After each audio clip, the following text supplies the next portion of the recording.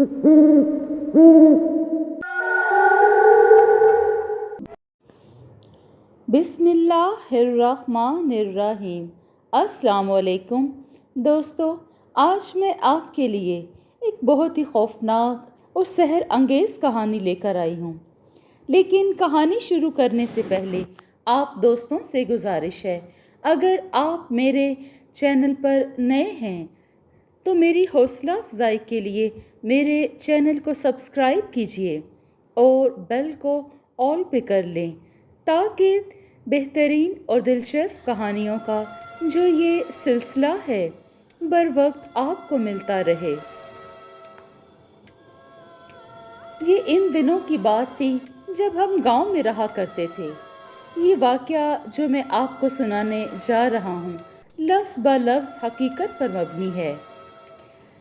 जब गांव के लोग बहुत भोले और सादे हुआ करते थे। ये वाक़या मेरी कज़न शुमाइला और इसके भाई साहिर के साथ पेश आया। 2006 में गर्मियों के दिन थे।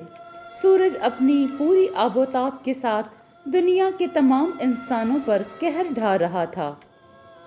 सख्त गर्मी के दिन थे, हर तरफ लूएं चल रही थीं, हब्स का मौसम था, लेकिन आमों का सीज़न बिल्कुल भी नहीं था। आम पककर उतर चुके थे और मंडियों में फ़रोख्त होने के लिए पहुंच चुके थे।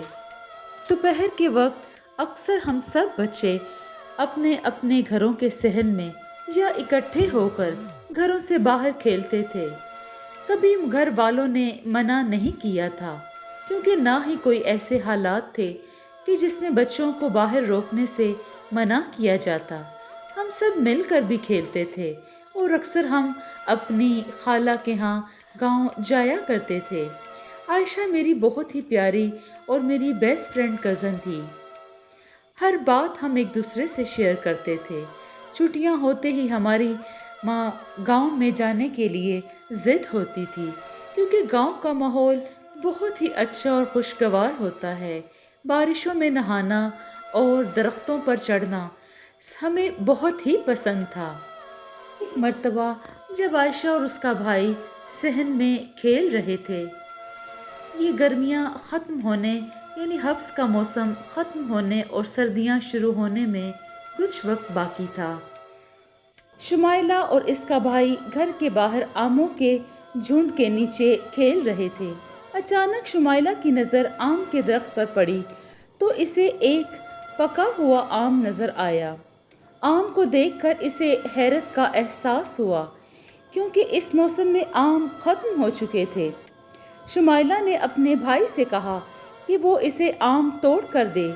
इसके भाई ने आम को तोड़ने के लिए पत्थर उठाकर जूं ही मारा, जूं ही पत्थर आम को लगा, एक चीख बुलंद हुई, जैसे किसी इंसान को तकलीफ हुई हो या किसी जानवर के गले पर छुरी चलाई गई हो।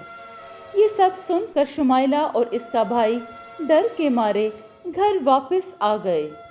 शाम होते ही शुमाइला को तेज़ बुखार ने आन घेरा। रात गए तक शुमाइला की हालत बहुत ख़राब हो गई।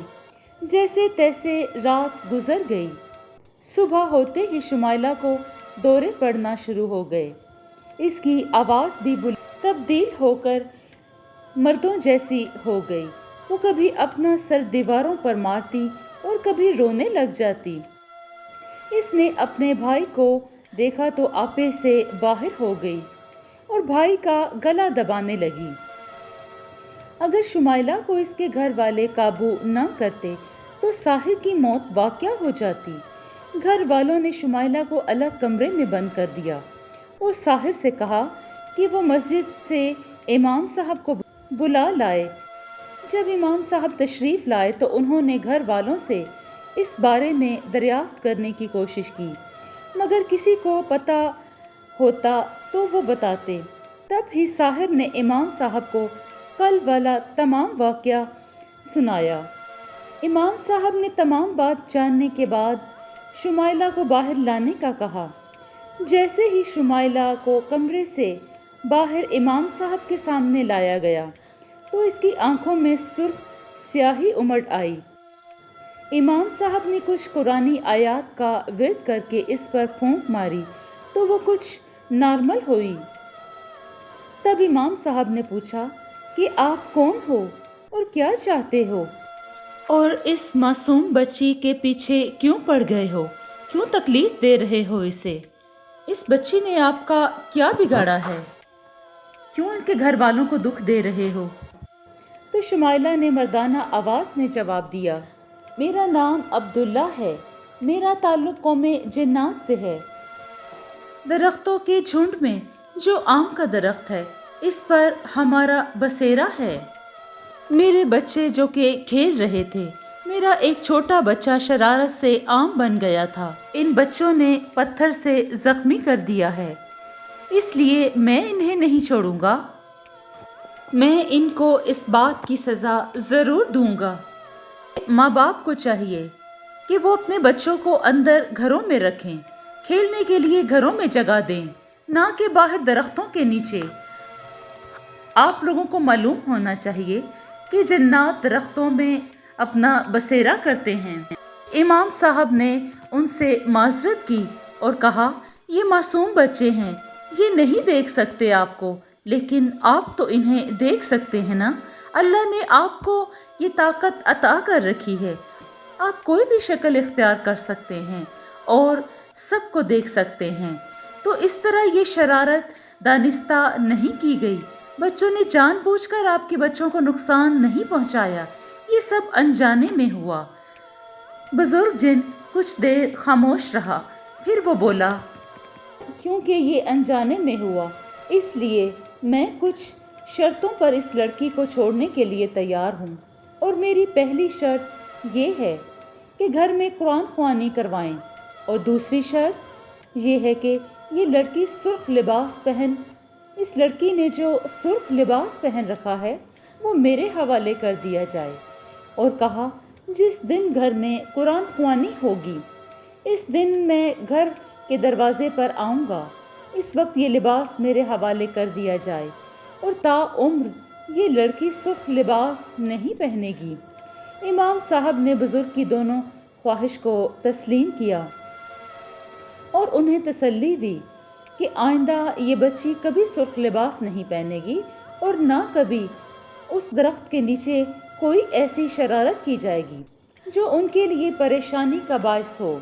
اور اس کے بعد مسجد سے بچوں کو بلا کر گھر میں قرآن خوانی کروائی اور چاولوں کی دیگ پکا کر گاؤں کے غریبوں میں تقسیم کروائی گئی۔ قرآن خوانی ختم ہوتے ہی شمائلہ کی حالت میں تبدیلی واقع ہوئی اور وہ گہری نیند سو گئی۔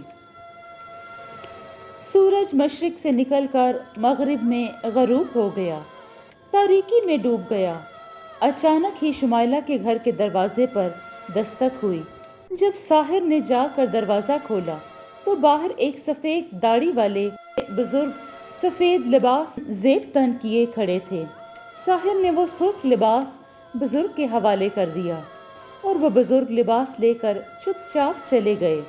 ساحر اور گاؤں والوں کو تجسس ہوا تو انہوں نے بزرگ کا پیچھا کیا اور آگے جا کر دیکھا تو بزرگ کچھ آگے کھجوروں کے درخت کے جھنڈ میں غائب ہو گئے۔ بزرگ کے یوں اچانک غائب ہونے پر سارے گاؤں والے حیران تھے۔ آج اس واقعہ کو 10 سال بیت گئے ہیں۔ شمائلہ اور اس کے گاؤں والوں کے ذہن میں آج بھی وہ واقعہ اس دن کی طرح تازہ ہے۔ شمائلہ آج بھی خدا کا شکر ادا کرتی ہے جس نے اسے نئی زندگی بخشی، اور اس واقعہ کے بعد آج تک شمائلہ نے کبھی سرخ لباس زیب تن نہیں کیا۔ جی دوستو، آپ کو یہ کہانی کیسی لگی؟ اگر آپ کو یہ کہانی پسند آئی ہے تو اس کو لائک اور شیئر کیجیے اور کمنٹ میں اپنی رائے کا اظہار ضرور دیں۔ خوش رہیں، اپنا اور اپنوں کا بہت سا خیال رکھیں۔ شکریہ۔